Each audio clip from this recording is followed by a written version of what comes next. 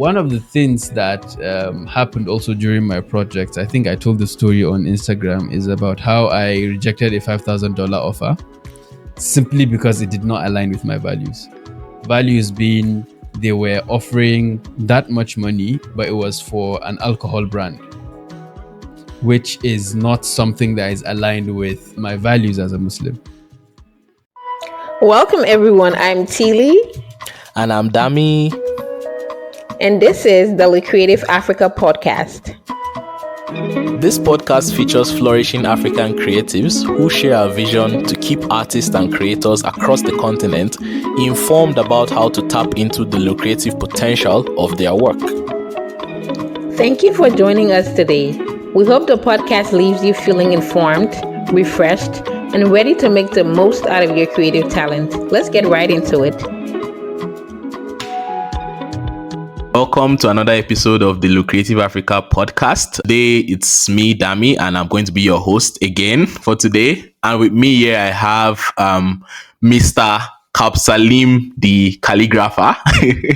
So I know you well, but I'm not going to do the intros. I always like the guests to tell us a bit about themselves. So handing over the mic to you now, Qalbsaleem. Can you tell us, a bit about yourself, your work, and just what you do and who you are in general?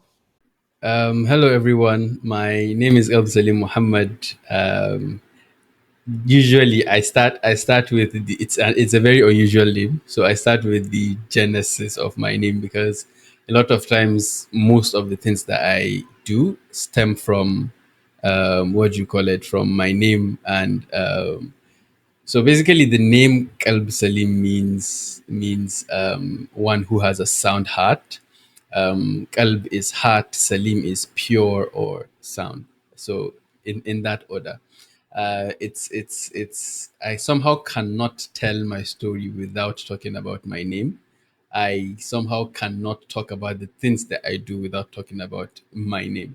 So it's one that you should definitely remember. It's one that I would want you to remember. So, my name is Qalbsaleem again. I studied architecture. I am popularly known more for calligraphy that I do, and I am a spoken word poet. I am a graphic designer and a brand strategist, amongst other things. So, like Dami said, he knows me, but before mostly people find me through calligraphy, and that is how they connect to the other things that I do. So, Qalbsaleem is a versatile calligraphy artist. I am from Kano, Nigeria. My backgrounds are in architecture. I particularly love calligraphy because it allows me to express myself and show my uniqueness and individuality through my works. Particularly, I am driven by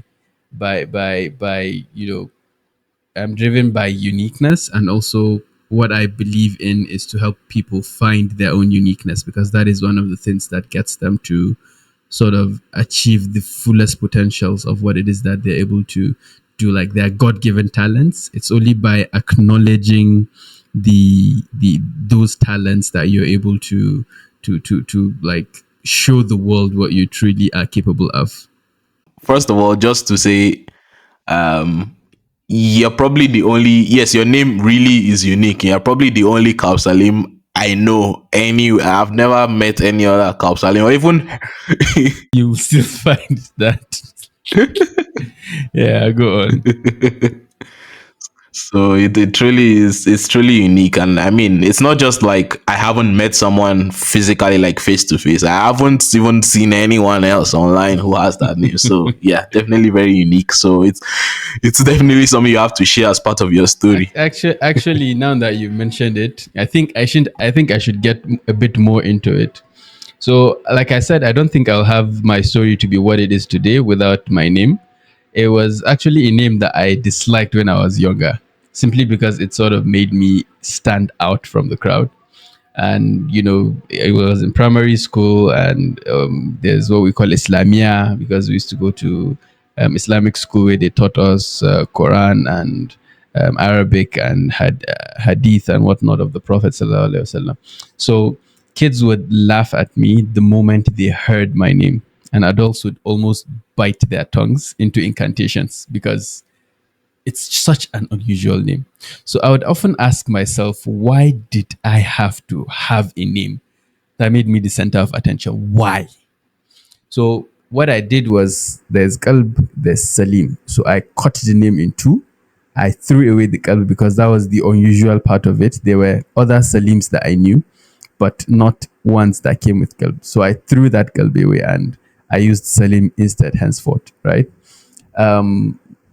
Fast forward to my early years, I was considered a natural artist. I considered myself a natural artist. I made fine drawings and I thoroughly enjoyed it. I was awarded the most creative student multiple times by my secondary school. My father is an architect, so I somehow found my passion for drawing and technicalities of architecture enticing too.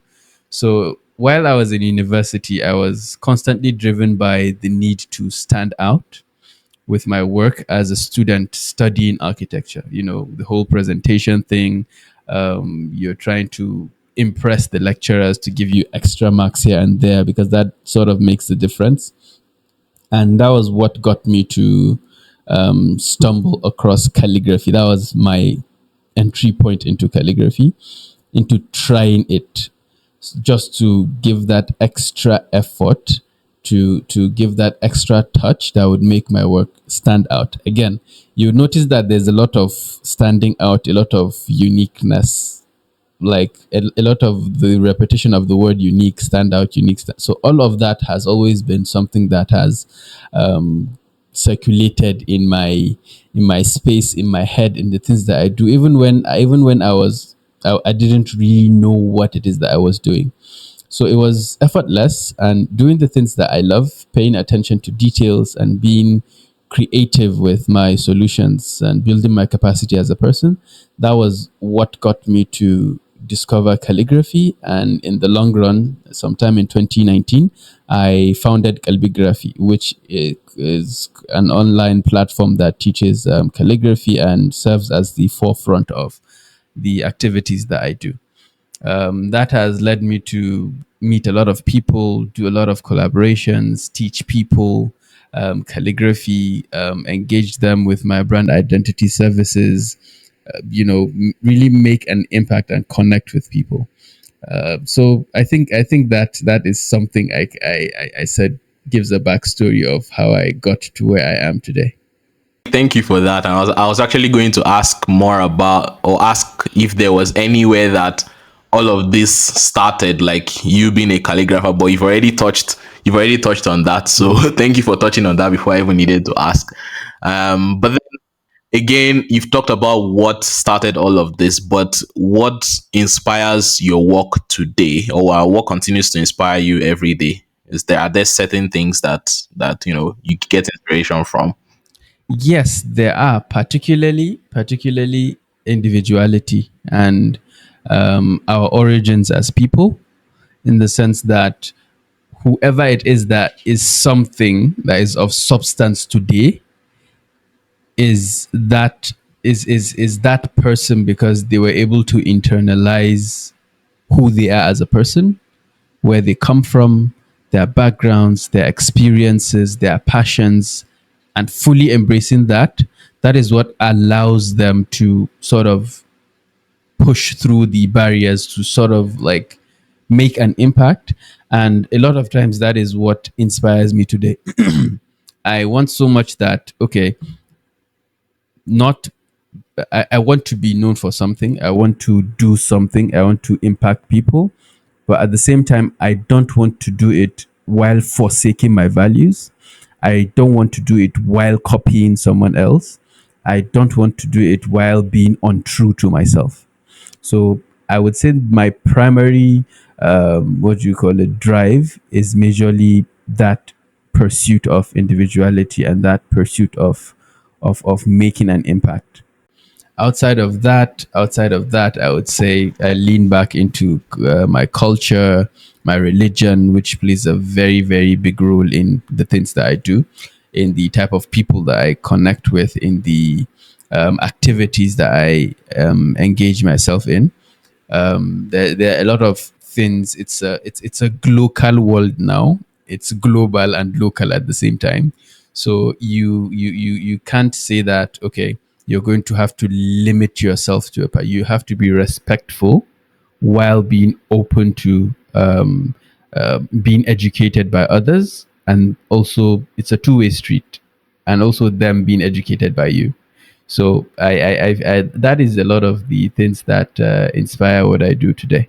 I picked, so there's one thing I want to pick on from what you said. So you talked about making sure you make sure that you do work that aligns with your values as a creative. Yeah.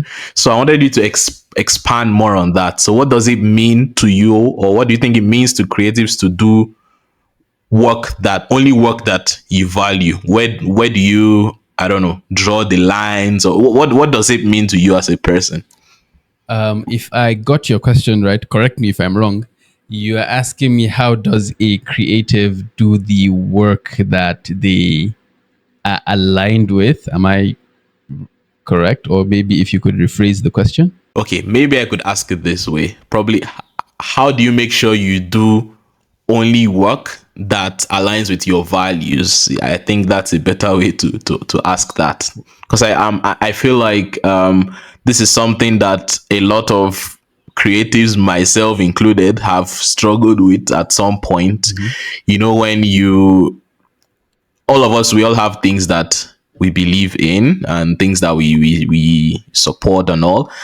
And I feel like at some point in your creative career, you will come across some projects that look very exciting, and probably are also very lucrative, but then they might not exactly align with your values. But then you are at a dilemma of whether you should take on that project or if you should put it aside. I think you get I what get I'm what saying. I you're feel like saying. you've also been in those situations before. I have So how do you interestingly enough. navigate those kinds of situations? So to start with, I would say, to understand anything, you need to understand the origins of that thing, right? I am very, very big on origins. I'm very big on finding. So first, what if we look at what are values? Values are primarily a moral compass that you have, primarily. So this means that if anything goes against those values, it just doesn't feel right for you to. It's that tingling feeling. Whether you accept that job now or in the future or whatever, it would always weigh down on your conscience, because you have not you neglected those things. It's in your upbringing, it's in your moral compass, it's in all the things that you believe in as a human being. If what do you call it? So for example, let's say you we I like to believe that most of our parents, African parents, and any good parent raises their child on the on that raises their child on good morals, on being trustworthy, on being truthful, on being patient, on being, all of those are like morals and values that are instilled into us as kids. But then when we grow up, we become that is when we start having, that is when that those values are tested. You meet friends that would tell you to do things that you clearly know, like you hear your mother's voice in your head telling you, Dammy, don't do this. Like it would ring loud and clear, and then it is your choice to either pick that route to go, to say, okay, I'm going to defy this thing, or I am seeing that there is more benefit, supposed or alleged benefit, to what it is that you are being offered, whatever it is, than you keeping to those values. Sometimes it's for the good, sometimes it's for the bad. So as creatives, it starts with you defining what are those values that guide or drive your work in the first place. If you're one who, it's like a checklist that you have. whatever it is that you're doing, how do you make sure that it aligns with? It's quite difficult when you start out because you're trying to get the hang of things. You're trying to. It's very similar to what we do in life. When you start out, that first experience that you have with a friend that is asking you to defy your moral values that you have, for example, by telling a lie, right? That is you getting introduced into the influence of others in what you do. And that is what defines whether or not, it's not like the most defining feature, but that is you repeating that is what builds the habit. But failing or falling for it once or twice does not solidify that part. You always have the choice to change. So this is also for creatives who have taken a while down that road. It's always not too late to put your feet down and switch to what would give you more peace, something that is a lot more aligned to you. I know it's easier said than done because some this is their livelihood, and a lot of times it has to you have to drop it. For example, I am one of my values is faith, and it's one of the things that, like, regardless of where I am, regardless of where I go, it's a value that I cannot ignore. It's a value that I cannot not consider. So it's a non-negotiable, so to speak, right? So I think that basically sums up what values are. They are non-negotiables.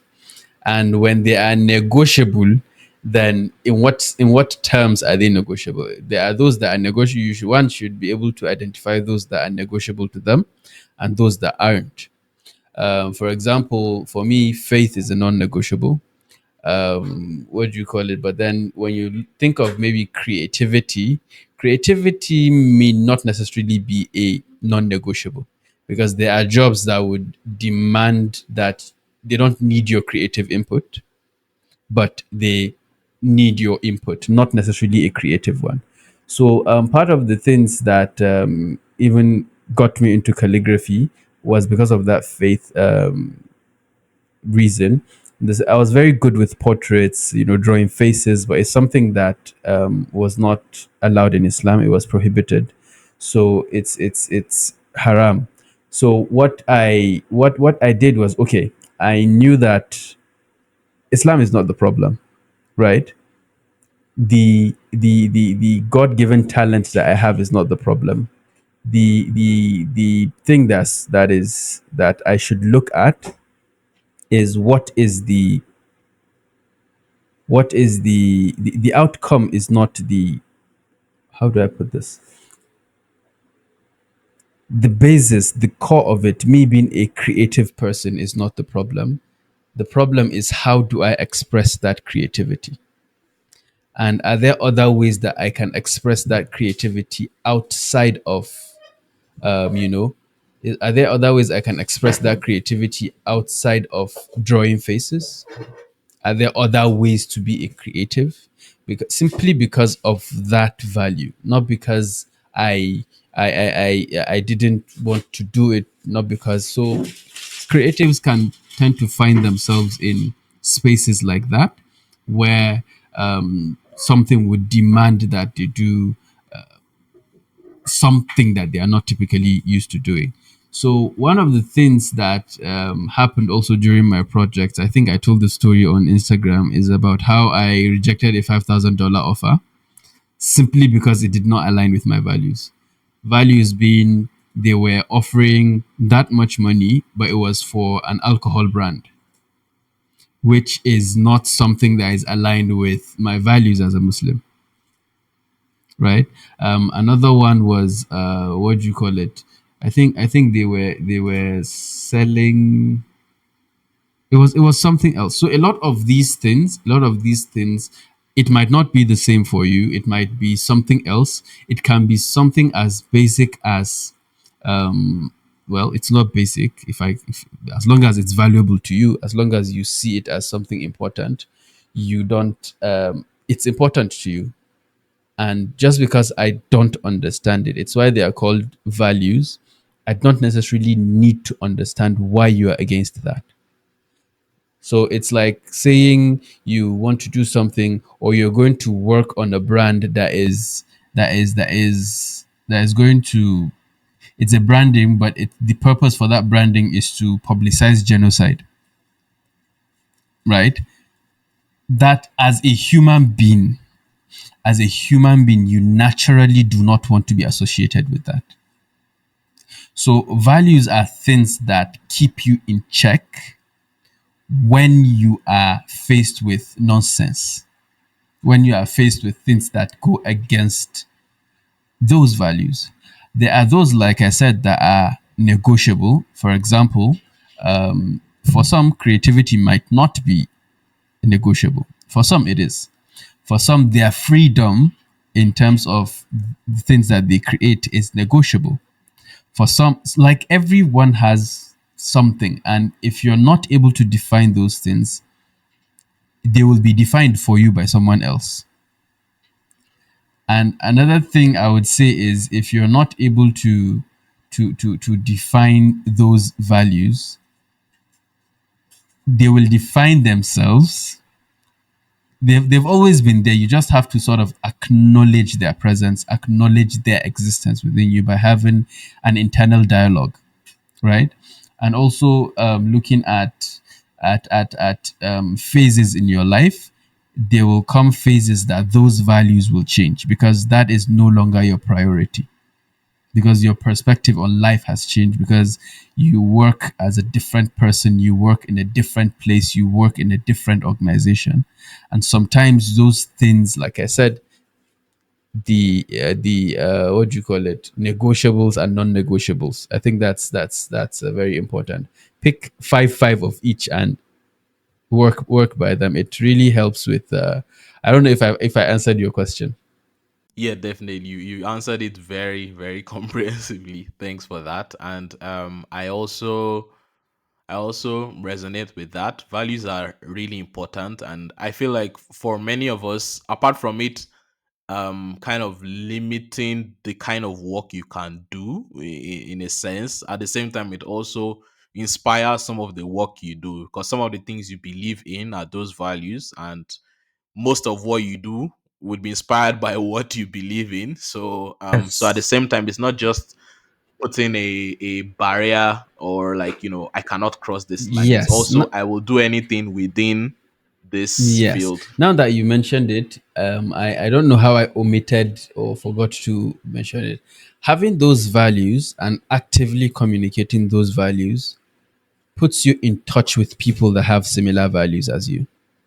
So, be they clients, be they colleagues, be they whatever, look around you. Those that you are closest to are those that you have similar values with. Whether, especially as creatives, those that you look up to, if you look at their values, they are very, very closely related to what it is that you value as a person. If you value financial freedom, if you value intellect, if you value communications and conversations, like a lot of those things, even this conversation that we are having is based on that value that we have as creatives, as people that want to share and tell stories. The reason why you reached out to me is because of that, because you feel, okay, this is someone who actually wants to tell their story, who tries telling their story. So, okay, it would be easier for you to always connect to someone who shares similar values as you, as opposed to one who doesn't. Even with collaborations, with partnerships, with all of these things, if your brand does not share similar values with that person or that brand, it's going to be very difficult for you to move forward with that. Definitely agree. Definitely agree. And it's just, yeah, creatives should know where should know what their values are, and they should be willing to stick to it regardless of, however nice certain offers may seem. If they go against your values, it might be worth sitting down and thinking about it before going on with Yeah, that kind of project. there's this thing But that yeah, we that that's I believe anyone who is faith conscious is one who also believes in decree and divine decree, right? In the sense that everything is written and is happening according to the way God intended, right? In the sense that whenever whatever it is that happens to you, whatever befalls you, was written by God. So it's either to uplift you, to teach you a lesson, to show you something, or to guide you. Sometimes you might pray for something so hard, and God would just not give it to you because it's not the best thing for you. So while we are what do you call it? I think I've forgotten my I've left my train of thought. I was talking about divine decree. I've forgotten. Don't worry, we can whenever it comes to mind again, we can probably come back to it again. So it's okay. But yeah, I totally understand what you were saying. Yeah. So yeah, I think just also moving away now from values to more of your experiences or the areas that you've worked in. So you've, I mean, you started by listing out a a bunch of things that you are into. I mean, again, many of us met you or we found you because you're into calligraphy. That's mostly how many of us got to know you. But then you're also into architecture. You said you studied architecture formally, and you also do graphic design and brand strategy. And on the sides, if maybe you didn't mention that earlier on, I know that you also do poetry. So I just wanted to know, how has it been, like, managing all of these things together? And are there things from each of those areas that feed into each other that have helped you like excel in one other craft? Like, just, you learn something for poetry that helps you with your calligraphy, or something Definitely. from architecture that helps you with branding. Are there Definitely, are there intersections definitely, like that? definitely. Actually, one of my dilemmas when I started out was, that thing where they say "jack of all trades, master of none." That was my problem. I was good at many things, but at the same time, I was at a loss for what to particularly look into. Like, a lot of people say you should specialize, you should do this, you should do that. I had many talents at my disposal. So for a person that has one thing, they only have that one thing. There is no plan B, C, D, or whatever other plans.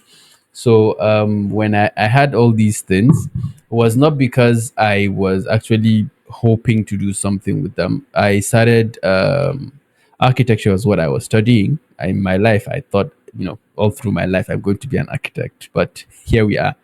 um, I don't practice architecture. I am fully into brand strategy and brand identity and calligraphy, and like you said, poetry too. So part of the things I did then was a lot of exploring and realizing that I am actually sort of good at these things, right? With poetry, I got into poetry because I loved the power of words and what they could do. And I was not one who liked writing extensively, so I learned poetry was a very good way for me to say so much in very little words. So that was what drew me to poetry and the power that they held. How can you just hear words? You just hear words and your mind is blown. I loved that aspect of it, and I felt, even when I was joining poetry circles, I still am in poetry circles and whatnot. It's one of the things that drew me to it. Hearing the same things interpreted differently by different people, right? In their own language, in their own way. So it's one of the things that drove me to poetry. With architecture, it was something I was studying in university. There was all projects, there was group assignments, so it was a discipline I was already in. With design, it was honestly something to pass time. Funny enough, it was something I took up to pass time during my internship. I think that was level 300, right? Yes, it was something I took up, and it was just for me to fill my time with something productive. And it came easy for me because already I was studying architecture, so I understood the principles of design a little easier. So it came more naturally to me. All I needed to do was learn the tool and how to express it, and the technicalities around it, and just move. With calligraphy, like I also mentioned, it's all so I was seeing them as separate things in the first place in the beginning, and I was always at a dilemma. Okay, it's like I'm building four different or five different houses, and I am spending my time, instead of spending my time putting five bricks in one building, I am putting one brick in separate buildings. So it was like, okay, what am I exactly doing? It was later that I came to realize I can actually put all those five bricks into one, in the sense that it's going to it doesn't have to be architecture, graphic design, um, calligraphy, poetry. It can be a mashup of all those things, and that is what would make that building unique. That is what would make my work unique. So finding a way to blend, what do you call it, the various aspects of me, was where the challenge came. How do I marry architecture into graphic design? How do I marry graphic design into calligraphy? How do I marry calligraphy into poetry? And I can proudly say that I've been able to do at least maybe merge three or four of them. For example, with poetry, it has taught me how to express my thoughts, whether in short form or long form.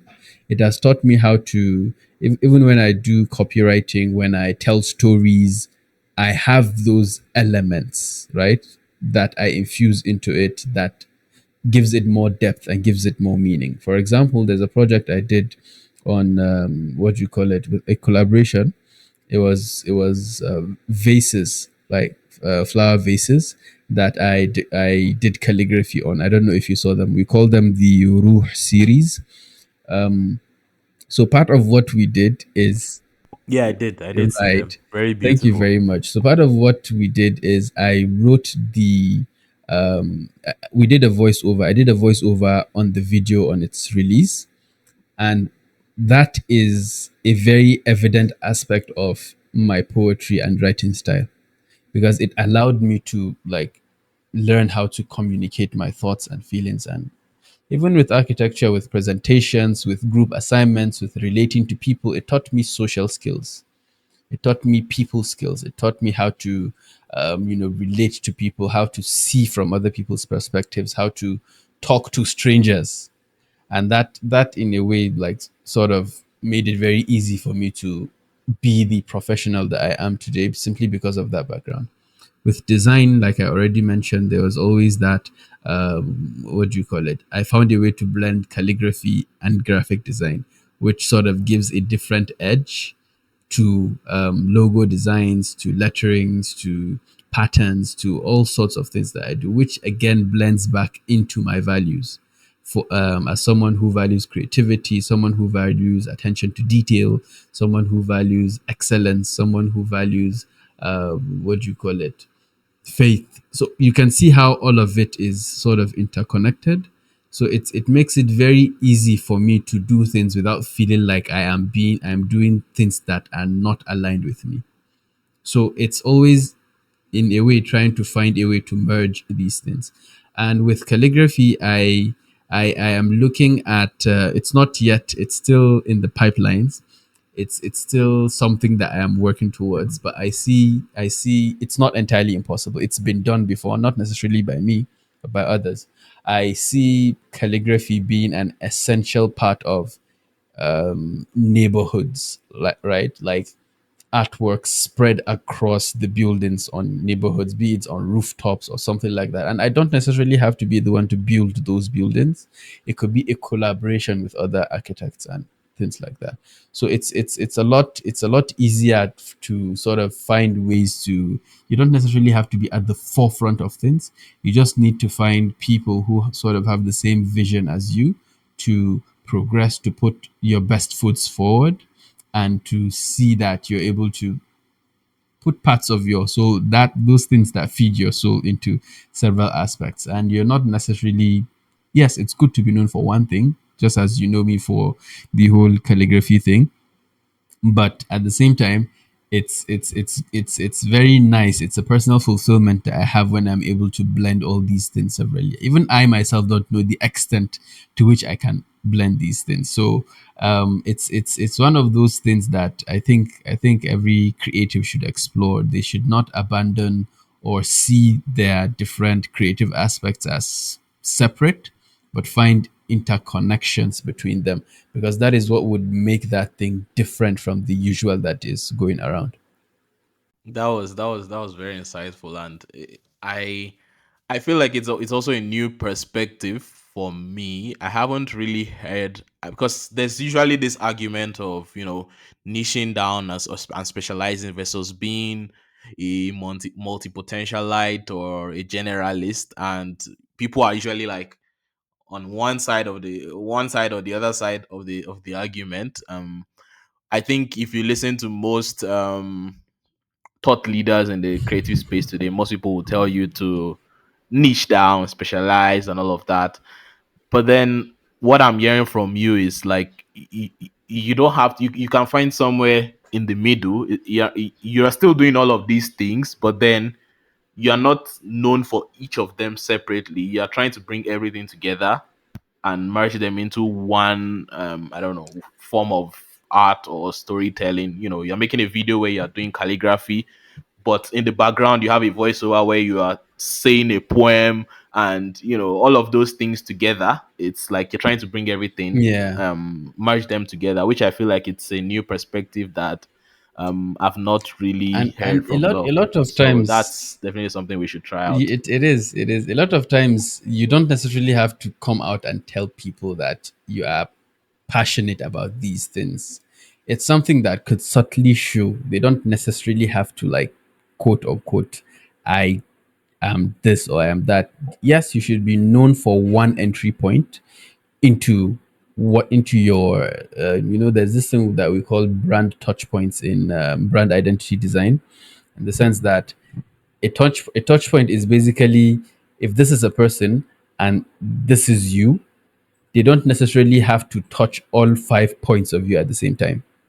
They just need to touch one point of you, right? Like just one point, and that connects them to other aspects of you. Just as we we we got in touch through what, lettering, through calligraphy, but that is not all you're known for. This particular podcast that we are having is as a result of that touch point that we had in the first place. I didn't know that we were going to have this conversation. You don't know the repercussions of where this conversation would go, or what conversation we would have next time. You don't know the similarities or intersections between your stories and mine. We don't know. So all of these things are not necessarily things that you plan out. It's just there are different people that will know you for different things. Even within your family, somebody regards you. I mean, your nuclear family with your aunts and nuclear be extended. I don't know. Your aunts and uncles. Everybody knows a different version of Dami, right? And they cannot say that. They only talk about their experience of you, but then those values that you have are usually what interconnect these different versions of you. If, for example, one of your uncles say that you fought someone, if it is not in your nature to fight someone, you would be given the benefit of doubt, because totally you are someone who was provoked or something like that. So in that regard, it's in that same way that you should be known for. Everybody would know you for something different, right? But there should be a common thing that cuts across these things. It's why you're called a creative. You're not meant to move in the same direction as someone who is not a creative. You're meant to create, whether it's ways, whether it's thoughts, whether it's whatever, you are meant to explore. And there's no set way to do these things. That is what I strongly believe. I think something else I would also want to talk about. So just picking back on that again, on that whole point of merging everything together and brand touch points. How do you, when it comes to branding and marketing your work, and knowing that you have all of these different skills, like how do you go about marketing marketing your work and branding yourself? So say for instance, I met you through calligraphy and lettering and the intersections between your work and mine. Mhm. But then probably someone else discovered you could do calligraphy because they saw your graphic design page or they heard you at a poetry event. Are there instances like that? Or how do you get your clients even when you have all of these things you do at once? Like tell us I about would that. say a lot of times it's something that my clients actually find fascinating, in the sense that, okay, this is someone who is sort of good at what he does on several fronts. Like, and when they see me in my element, or when they see me doing one thing or the other, they go like, okay, this is a different version of you that I didn't know existed. And for poetry makes me more personable. For those that discover me through graphic design or something, they sort of look at it as it's all part of, it's all art related. All of these are different forms of art that I have sort of engaged in. And for some of my calligraphy clients, or some of my calligraphy students, have become branding clients. Some of my branding clients have become calligraphy students. So it's there's I like the intersection that happens in between those things. But one thing they would find, one thing they say a lot, is they always find that my the way that I deliver those services is something that stands out for them, in the sense that I am always advocating for them to do better with themselves, for them to embrace their uniqueness. That is the message that I stand by, and that is like the core message that I have. So you could basically call it a personal brand. My personal brand is one that drives at one embracing their uniqueness. So regardless of whatever it is you find me doing, you would find me advocating for this thing about embracing one's uniqueness. So, be it in calligraphy, be it in graphics design, be it in poetry, be it in whatever it is, I'm always about that core message. So, I think it's important for creatives to find that core message for themselves, and to also, it's a recurring feature that has always been existent in their lives. It's something that has always been there. It's something that will always be there, regardless of whether they know it or not. So it's their job to sort of find what that thing is, what that message is, even though you can have several messages driving several other things. But for me, I have one that ties everything together.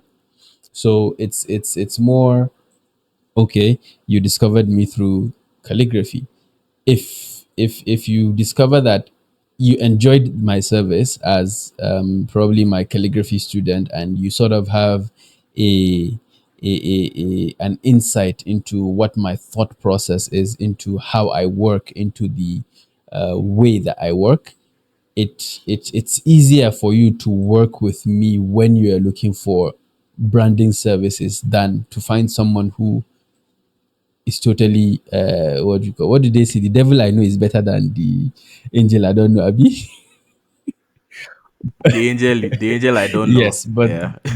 it makes it a lot easier when you know the angel, you have worked with the angel, and it just makes it a lot easier for people to connect into other things that you do, simply because they've enjoyed one service that you offer or not. I don't know if I answered your question quite correctly. Actually, yeah, you No, okay. did. It's all about, because sometimes you may think that doing a lot of things at once might not seem attractive or to a client, but then it could actually act the opposite, and people could see, oh, you do calligraphy this well, you also do poetry, even if that wasn't something they were considering, I don't know, hiring you for. I feel like that just gives a little flair to the Yes, fact that you can also do calligraphy, and it could also actually give you a upper hand when compared to exactly, other people who do calligraphy as well. exactly, So it exactly, makes a lot of sense. exactly. And okay, just also going back to your story now. So you said you talked about like you studying architecture, and later on starting calligraphy. You started doing portraits, and then one thing led to another, and you started doing calligraphy, and you were also doing design as a pastime, just something to kill Yeah, time. um I'm guessing that it's been, from when you started doing all of that as a hobby to where you are today, a lot of changes have happened in the way you go about your practice, and also the way you see those things in general. yeah. So, how has the journey been for you, starting out as someone who did some of these things as hobbies, and now having a full-blown creative business based on those skills? Mm. What are the things that you've learned? What were your expectations? What were your highlights? What have been the bad parts too? I think I would probably relate to some of those things, but yeah, just give us a bit of your journey, the highs and the Okay. lows, and the things Before that you've before learned just along the hold way. that thought for a while before I answer that. I also want to say that the in response to the question you asked me before now about how do your clients find the interconnections and how do they do all of that. It helps to have a structured way of doing things and repeating a repeatable process, right? Of how you do things, and it also helps to have help. It's as much as we are solopreneurs. I think largely I am a solopreneur, but at the same time I am open to help. I have people that help me with things. I have an assistant. I have a virtual assistant too. So there are these things that help put things in place. You should have a structure for how you have meetings, branding. That's very important. How do you meet your clients? Do you just are you at their beck and call every time? How do you carry yourself? How do you charge for your services? All of these things are things that contribute to how well you can run that business. And for that's one of the advantages of having a personal brand. If you're able to establish a system that works, like you can simply get people to run the back end of the things that you do, and then you handle the front end of how the client relations, the basically the things that are important, the things that drive the business forward. Sometimes as creatives we hold ourselves back from because we feel like we need to do things a certain way, and sometimes it's not just doing those things a certain way. There are creatives that are comfortable with creating. They don't necessarily need to, but I am not speaking to those sets of creatives. I'm talking to creatives that want to like have an impact, creatives that want to build beyond themselves. I just wanted to add that. Now, please ask me that your question again because I've forgotten. Yeah, but I mean, thanks for going back to that. So that was the thing that flew out, and it's back. Yeah, so the question I asked now was just when it comes to your creative journey, I'm sure you've evolved from the period when you started things out as hobbies up to the point where you are today running your own creative business as a solopreneur. So what are some of those lessons you've learned along the way, expectations you had at the beginning that you saw were different when you actually um went into the business, and also what have been the highs and lows of your journey? What have been, the things that have worked out really well, things that haven't worked out well, things you're still learning. Just tell us about how things have evolved over time and the things you've learned Well, along the all way. right then. Like I said, when I started, it was a lot about, just finding ways to fill my time with productive stuff, finding a way to express. Well, even then, I wasn't thinking of it as expressing my creative self.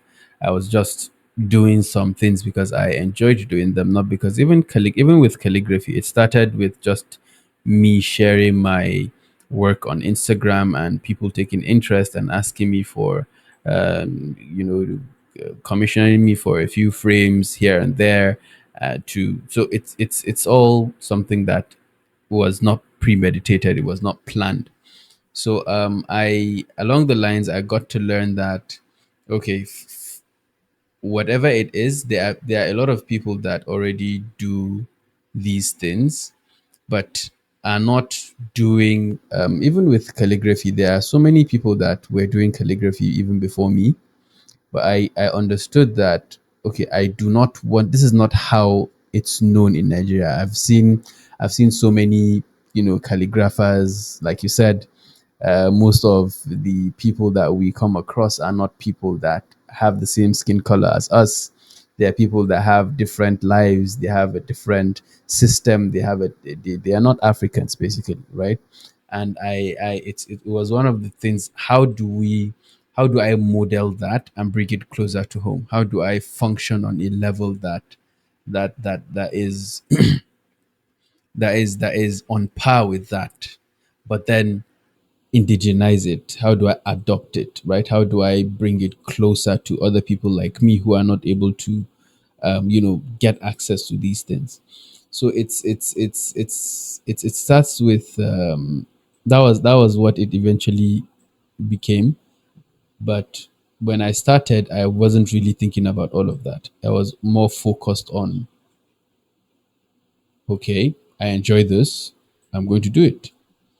And then it got to a point where I think even I started calligraphy after, which is my personal brand that I use for my calligraphy stuff, my calligraphy work. That is the I started it in 2019. And when it started out, it was just frames. It was, keepsakes here and there, just something to sort of hold things up. And then it's that thing where, as you progress in the journey, I came to understand that people didn't necessarily know the value of things. People don't know the value of the things or the services that you provide unless you teach and show them that value. Like you need to create a demand or a want. Nobody wants anything that is not valuable. Nobody.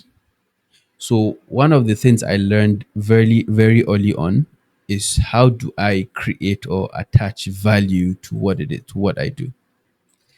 Okay, I like sketching. I like writing calligraphy.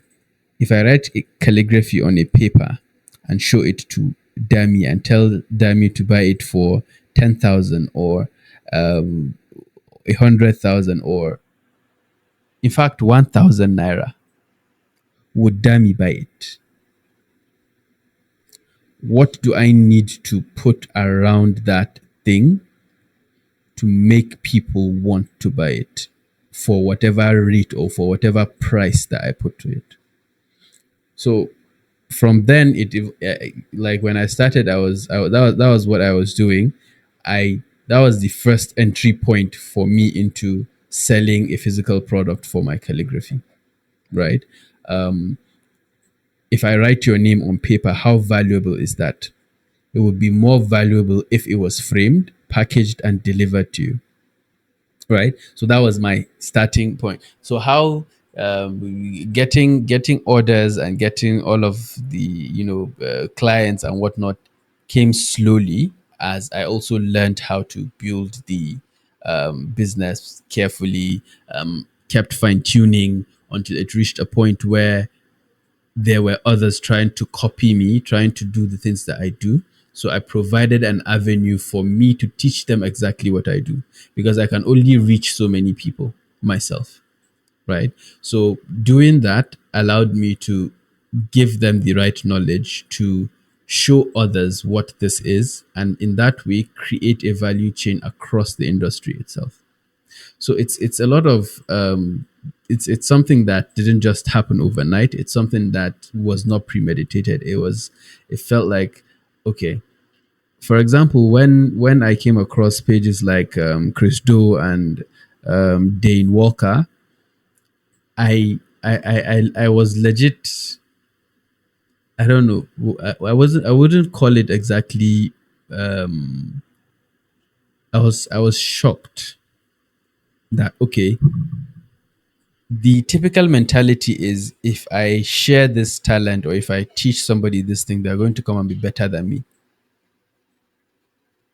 So that was a turning point for me, that giving, it's something that has always been taught. Like, even as kids, our parents would encourage us to share. Islam teaches you to share whatever it is that you have. You know, do unto your brother what you would want for yourself, things like that, right? There are these things around. So it wasn't so awkward, or it wasn't so difficult for me to see things in that light. It was very easy for me to do that, and I am happy I did, because at the end of it, I realized how much impact I have been able to make in people's lives, that I wouldn't, and they in return have made more impact in other people's lives, beyond just people that I've never known, people that I will never probably meet in my life, right? So the fact that I am able to do that is one of the things that I find very fulfilling about the work that I do.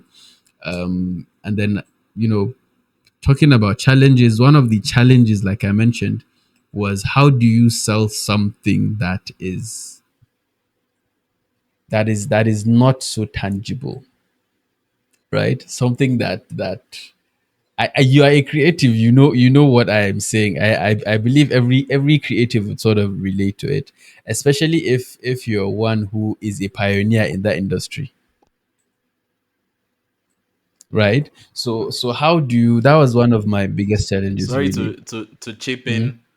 in there. It's definitely something I relate, especially for people who are in our field. I feel like with calligraphy, with lettering, these are things that, yeah, you probably find 1 in 30 people are familiar with those things, or even if they're familiar, they probably mix them up together. But the point is that they are very new. It's not something we are really familiar with. People are more into portraits. I think anyone would understand things like that: portraits, digital art, videos, photography, the more popular forms of art. But then it's something that I've also personally struggled with, like being able to convince people that there is value in this thing, where you kind of have to create your own audience, because there are people who might appreciate that beauty, but you don't know that yet until you educate them about that art form, and inform them about Exactly. And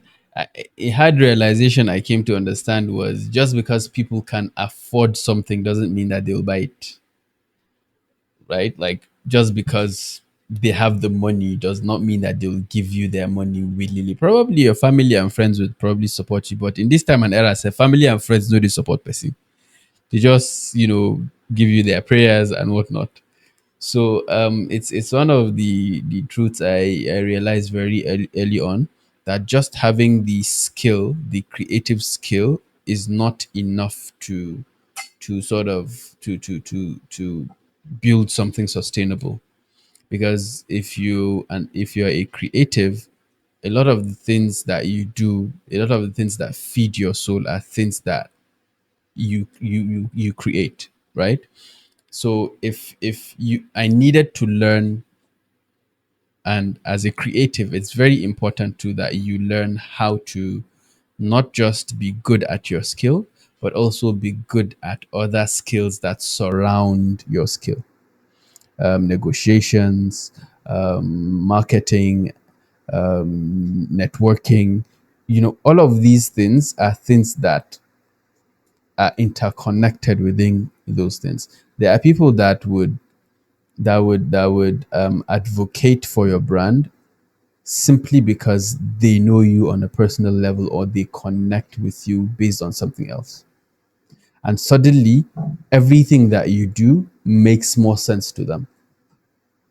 And they see your drive, they see your passion. So they are always trying to put your name in places that your leg will not even step into yet.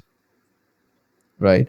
So it's always those things. So for me, I would say realizing that all these things need to come into place was one of the challenges for me, because I had to learn all these several aspects of things to get to where I am today. I also learned that for me to get to where I am today, I needed to believe that it was possible for me to get here. It's despite not knowing where here is, like just knowing that this is something that could actually work and finding ways to work. You mentioned struggles. From that point to this point, I still struggle with finding or finding ways to let go of control over some things or my work processes, because I have it's that thing where I am totally in sync with all of these things, but I'm getting to a point where it's becoming overwhelming because of the clients that I take on, because of the type of work that I do. So I'm always looking for ways to sort of improve the value that I offer, and also improve the rates at which I offer those services. So that way it's I believe that as creatives, we always like pushing boundaries. So with every boundary that you push, you would constantly find a challenge or two waiting for you, or even more. And I think it's you just kind of get used to those challenges and whatnot. What else? What else? With architecture, I don't particularly know. With architecture, it was more I I didn't really get the fulfillment I thought I would get out of it. It's not just about fulfillment. There's also the monetary aspect of things. You, I didn't particularly get a job, because by the time that I graduated school, my side hustles, my things that I did on the side were paying me a lot more than the entry levels that architects were being paid.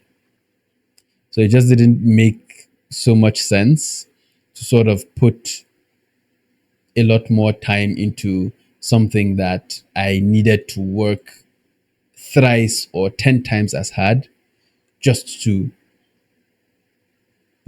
make ends meet, or just to I don't know, the path was less what do you call it, was less evident for me. So I decided not to pursue that path fully.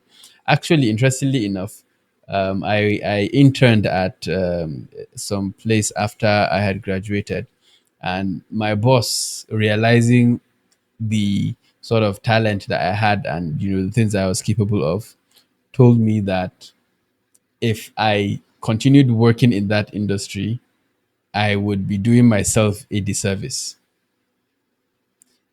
because he believes he saw, and he saw the potential of what it is that I could do. He saw the way that I could make more impact than just working in an architectural firm. I don't know if that I'm still trying to think of That challenges. was, first of all, that was a very. Go on. Mhm. I mean, that's very that was, first of all, that was a very nice boss, very kind and honest boss to spot, the potential in you and call it out to you. Instead of, I feel like someone else might just want to, I don't know, take advantage of that and keep you there. And maybe if they started having some projects that require that, they'll just include it, they'll just slide it into your job description under your same salary as an intern there, and so that sounds like someone who was very, very Yes, nice. yes, But yes. yeah, I really I agree with that. And yeah, I resonate with the struggles too, and also some of the highlights as well. And just also to follow up on that, you've talked about now how you needed to learn marketing, negotiation, and also being able to outsource and let take your hands off some of the processes in your work, Yeah. and give it to someone else to do. And I know how hard that can be, especially when it has to do with the skill itself. Like, I don't know if you've Yes. still been able to outsource actual calligraphy to anybody yet. I feel like that would probably be the hardest part for you to Not do. But necessarily. the Not other processes, necessarily. the accounting, all of that. Mhm. Go on. But yeah, I totally agree with that. And just following up on that now, how do you, you have to do all of these things, and you've already mentioned that you are mostly a solopreneur, so which means you are doing the marketing, you're doing the probably doing the videos, the branding, the accounting, reaching out to Ah, clients, writing proposals. What kind of systems have you set in place to help you to manage all of those things efficiently, to manage your time, and to still maybe have time to work on your own personal projects, balancing? How have you been able to balance all of these things that come with being a solopreneur? well, particularly, I would say I learned to schedule my time the hard way because it kept coming to a point where I was feeling mostly overwhelmed. There are still days where I feel like that sometimes, but really scheduling the time to do things and the time frame that you take up for the work that you do. For example, I shifted from having random timings for clients to having to serving just 4 clients per quarter every 3 months. So whatever it is that I do, I have I use client management systems. There's also Calendly to help me schedule meetings and discovery calls and whatnot. So everything like really falls into place. And also the I have specific days for when those calls would happen. I have specific days where it's design only. I have specific days for there's a lot of flexibility in. I think as creatives we know what I say when I say flexibility. You can choose to wake up one morning and say you're going to do all of the work, crash land and whatnot. But it's as much as it is not your best option. I would also strongly advise against that. So usually having a time process or taking more time than you actually need with regards certain projects allows me flexibility within the things that I do. If whether with calligraphy or with design or with meetings or whatever it is, it allows me with content creation, with all these sorts of things, with also life is not just about work, work, work, work, work, but it's a lot easier when you're able to see work as play sometimes. Other times you just have to, take out time. I'm married, I have a kid, so obviously I don't have all of that time to myself. So you also need that balance in a way. So I try as much as I can to see that I schedule the time. I think it has a lot to do with that. And also getting clients that are willing to pay you in an amount that would not make you be living hand to mouth, if that makes any sense. Yeah, it does make a lot of sense. And yeah, like when it comes to it's just really important to set up systems and clear boundaries to know this is when I'll be doing work, Yes, and after this point I'm not doing anything. I'm dedicating this time to, as you said, family or something else, or personal hobbies, or your own personal projects as well, correct. because that's also important. And I feel like it's one of those things that keeps the creative spark Yeah. going. So important to do that. And have there been like any particular tools or models that you use to maybe manage your projects or plan your time, Yes, yes, or yes. just keep things on track that you would that other creatives can also Sure, sure. go check out With or with implement? managing my time, and scheduling tasks, I usually use Google Calendar. I think a lot of it's very interconnected to a lot of other applications and softwares. For client management, I use what do you call it? Asana, Asana. That's the word. Asana. Others prefer using Notion. Notion is, I think, a project management, right? Okay, no, no, no. For client management, I use Dubsado. I'm a Notion person, so I've not heard of Dupsado before. So yeah, that's new to me. For client management, I use Dubsado. For project management, I use Asana. Although I am considering shifting to Notion because I think it's something that a lot of people use. It's something that I think a lot of templates that I would want to get. Yes, getting templates too also helps with your work process and whatnot. What other things? I think these are Calendly, usually for taking on bookings and you know which directly connects to my Google Calendar and things like that. So I think these are my major tools that I use. Yeah, and I mean, Google Calendar, I use that personally. I've been using it since I started school. So yeah, I resonate with that. Other people prefer Calendly too. So depending on what platform you use or what OS, I think, Yeah. yeah. And when it comes to Notion, I've been using Notion. Notion is like my super. It can do anything. So if you are considering to um port to Notion, then I'm giving you a push. So, and also low key, if someone from Notion hears this, maybe they'll sponsor this podcast. Hopefully, But hopefully. yeah, All right then. All right then.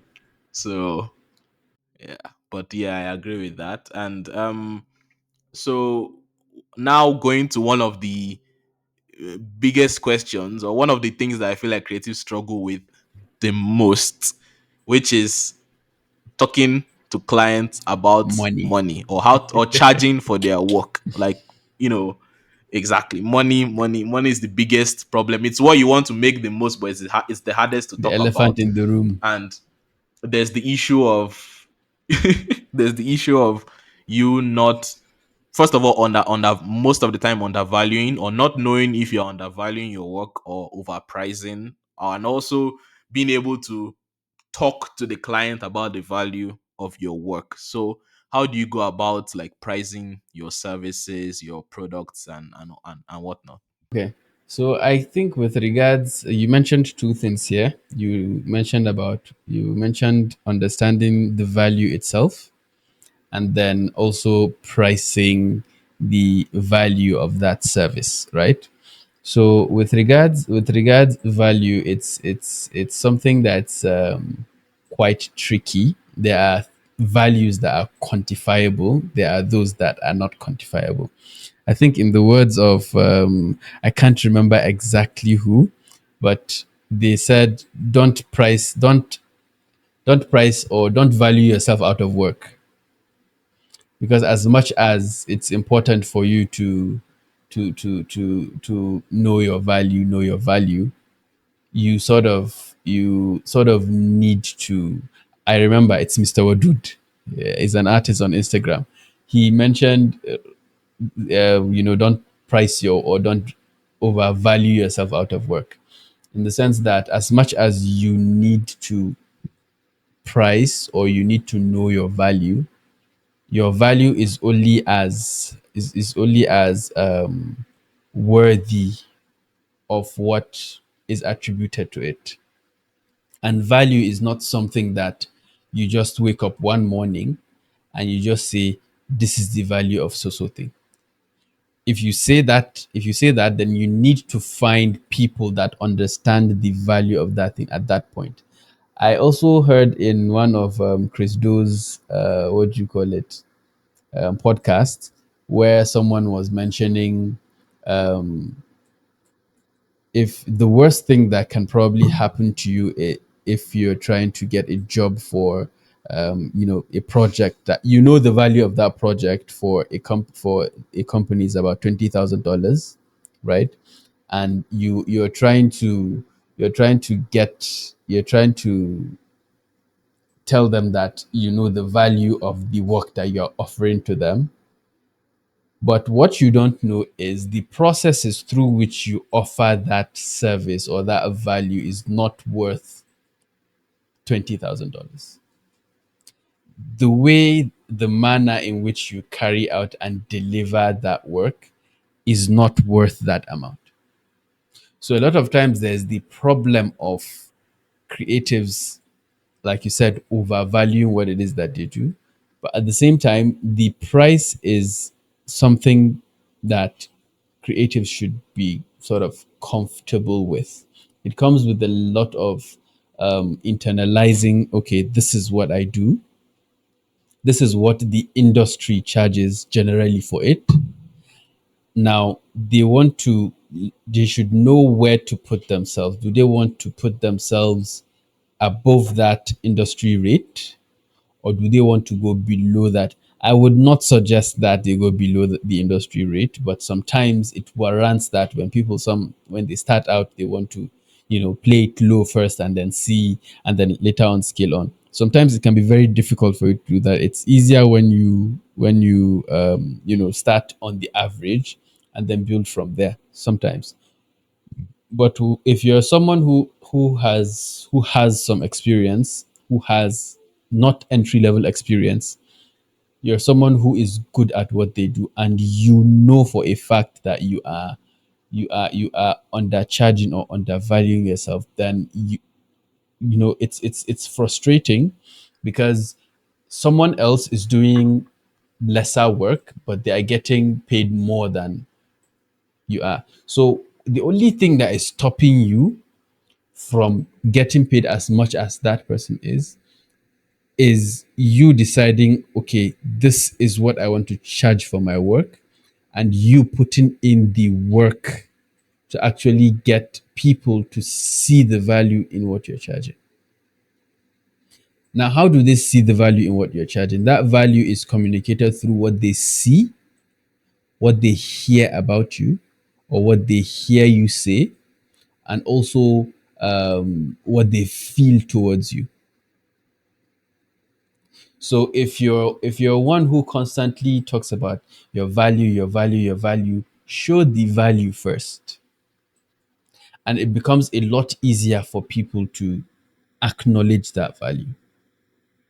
If someone is charging, what do you call it? If someone is charging 1 million for logo designs, what would it take for you to charge 1 million for logo design? You do a sort of SWOT analysis for yourself and the person that you're comparing yourself with.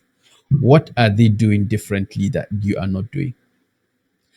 If so, are they like, sometimes you would see that a lot of things that you do are the same and whatnot, but there is a fundamental thing that they are doing that is either not aligned with your own way of doing things, or you're not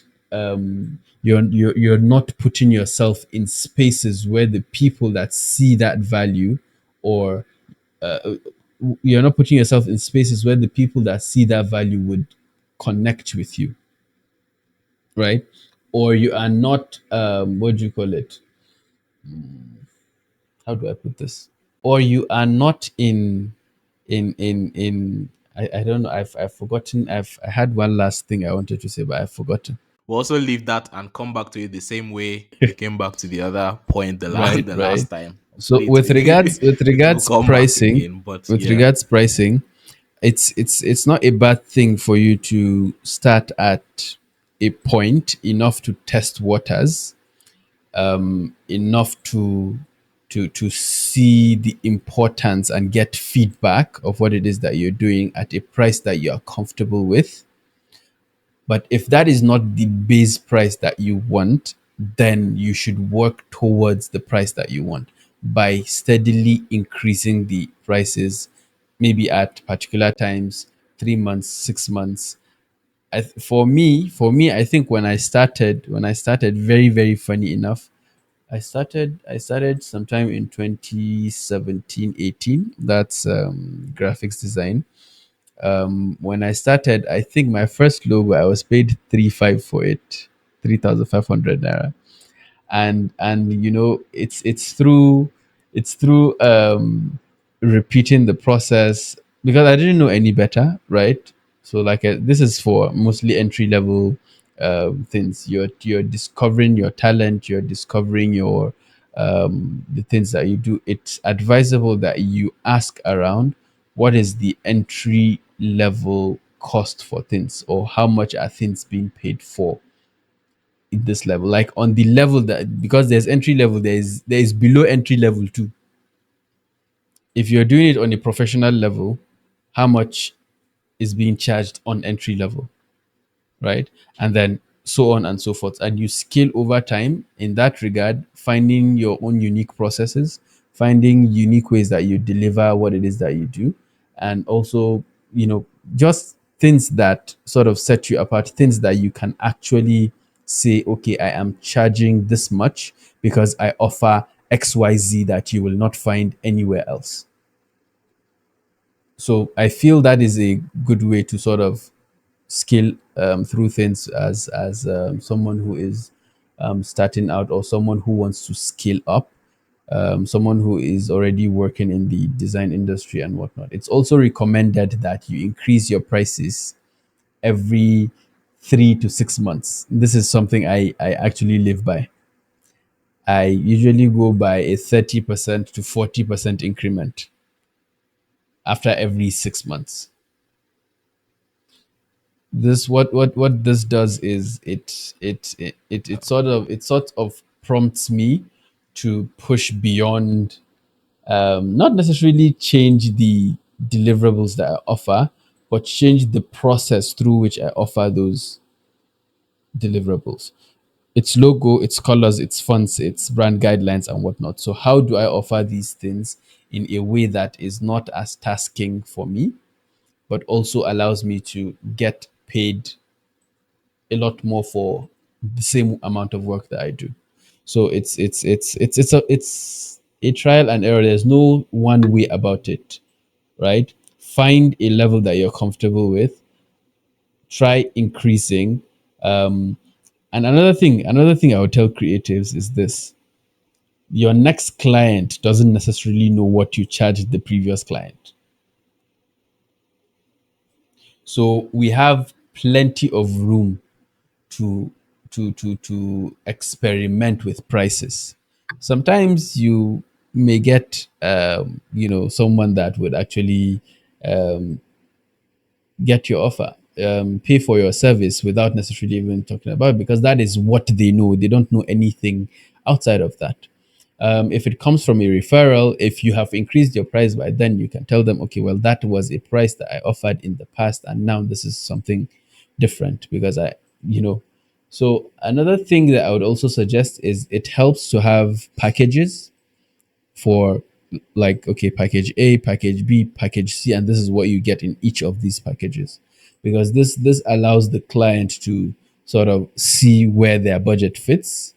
And sometimes, so just increase the prices of those packages, and that is what the client sees. They don't know that you increased it from 5K to 500K, depending on who your client is.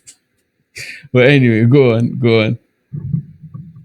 Yeah, thank you for those deep insights. And I think they say three is the, when it comes to, especially with the options or the packages, three is like the magic number when it comes to choices or making decisions. So people want to have enough decisions but Not not too too much, much. and three is like that perfect Yes, spot. yes. So, yeah, so makes sense. And also another thing, whoever is listening, I might want to, hire Qalbsaleem for some calligraphy. Just know that in 3 months the prices will change. So the best time to hit him up is now. The best time to hit him up is now. So the 3 months might already be counting. Who knows? This is Who probably the knows? third Who month since knows? you did it the last time. So yeah, just reach out right now. Right. But yeah, so I have so many other questions to ask, but I don't want to go too much over time. So I'm just going to ask one more and then a couple more fun Okay, questions. sure, sure. So yeah, just based on everything you've already said, and you've told us so much insightful so much insightful things, but also, could you give two more pieces of advice for creative entrepreneurs that are just starting out, people who are maybe directly going to start their own businesses for the first time, or people who have worked full time and are trying to transition into creative entrepreneurship. So just drop two more. You've already dropped a lot, but be generous. Just be generous and add two more pieces of Okay. advice. So I think since you've already segregated them between people who are trying to start and people who are already maybe switching from a 9 to 5 to, to freelancing or to being on their own. If one that is starting out has a lot more room for flexibility because they don't have plenty at stake, in the sense that they can experiment with as much as they can. They don't necessarily have to niche down particularly into one thing. They can try several sorts of things to see what tickles their fancy the most, and they don't necessarily have to say that, okay, I am particularly at any point in time that they feel, let me give them expo. You don't say you're a, what do you call it, call yourself a creative, right? That is what you are. And a creative's job is to do one thing, to create. It doesn't necessarily matter the medium through which they do that creation. Try all sorts of things, try a bunch of things, try merging one thing with the other, try several things. This still applies to someone who is already in the industry, someone who is, you can try other things at your free time, you can try other things, you can try and see different things. It doesn't necessarily have to always be in the same thing that you do.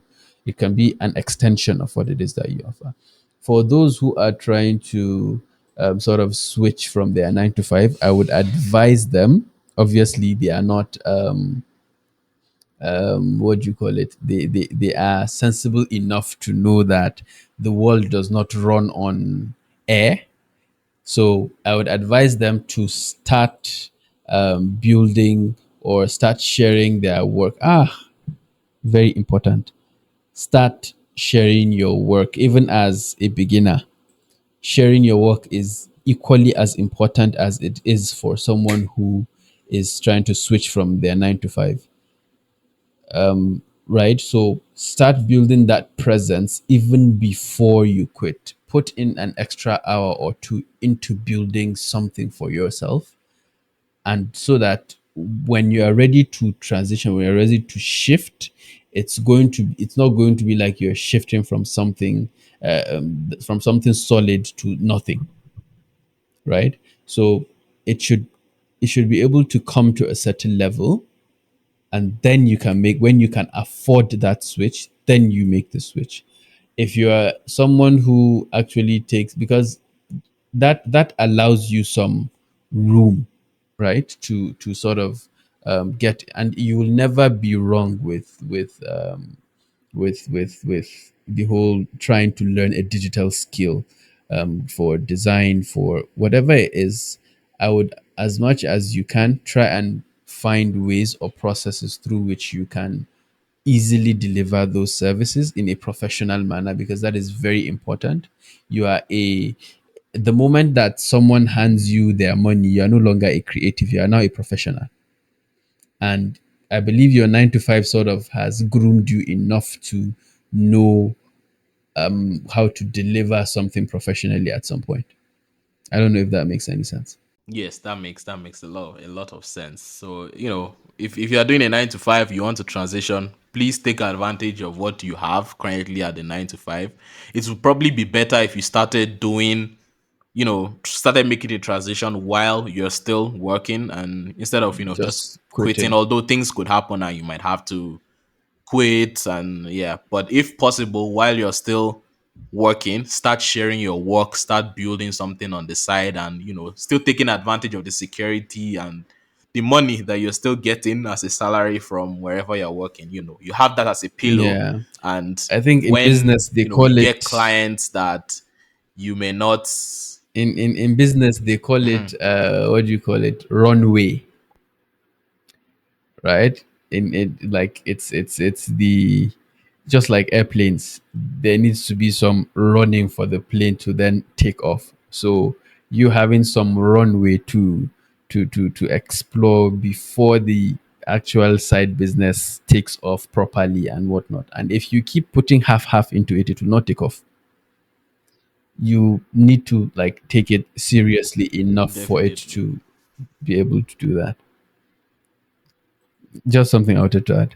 It's a different thing when that's all you have to yourself, and then any client that comes your way, you probably will not have a choice than to take on that client, because that's probably your only source of income at that point. Yeah. So while you have something else, you have a lot of flexibility with who you can work with and what kind of work you can do. So take advantage of that. But yeah, thank you so much for that insight. So now we're going into just, a little more fun questions that I like to end the episodes with. So, yeah, for this ones, you don't have to think too deep and reflect and all of that. You can just give shorter answers. Yeah. So, yeah, what has been your favorite project that you've worked on so far? It could be a personal project, it could also be a client project. So, which Two one? Just one two of them. come to mind. You have to excuse me. It's two.